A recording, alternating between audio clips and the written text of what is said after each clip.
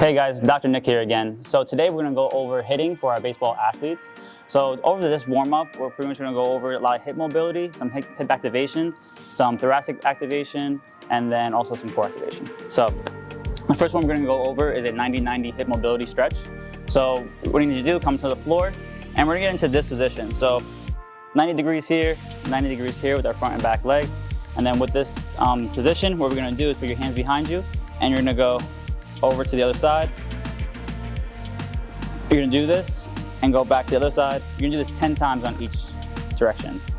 So this is really just working on getting some active range of motion throughout the hips, getting those hips warmed up for any of the hitting activities you're going to do. And then what I'll do after this, after I do 10 reps, I'm going to hold one side, come on down. You're gonna hold this side for 30 seconds. So anywhere between 30 to 45 seconds is where you wanna be at. And then you're gonna switch over to the other side after 30 seconds and do the same exact thing. So after this point, your hips should be feeling a little bit warmed up. This will lead into our next hip mobility drill. So our next hip mobility drill is gonna be our hip flexor stretch. So with this one, all you need is a bench, a chair, something to put your back foot up on. So for here, we're gonna go our back foot up on the chair or our box here.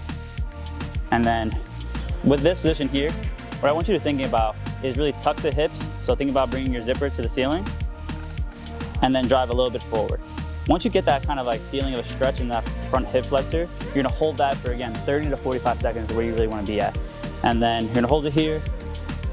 If that's too easy, maybe do a little bit more of a hip tuck or drive a little bit more forward. The main thing you don't want to do is drive to that back. So really make sure you're using your hips and driving that hip forward through there. And then if it's a little bit too easy too, you can just reach overhead. Good. You should feel a big stretch in that front hip flexor. And then you would do obviously both sides. So our next exercise is going to be our lateral walks. So with this exercise, all you need is a band. And if you don't have a band, you can just use anything that just gives a little bit of resistance or no resistance at all. And then what we're gonna do is gonna come down to a little bit of a squat, push your knees into the band a little bit, keep your feet shoulder width apart, and we're gonna walk all the way.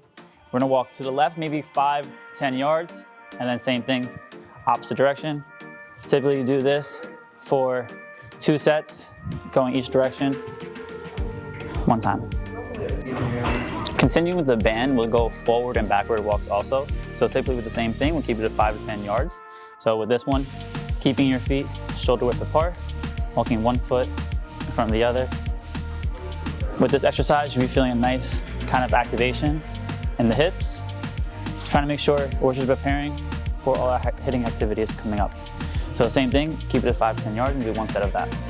Okay, so our last warm-up exercise is going to be a banded lift. So we're gonna get into that hitting position, get nice low into the hips, and then with our band, what you're gonna do is come out here, lift up and down.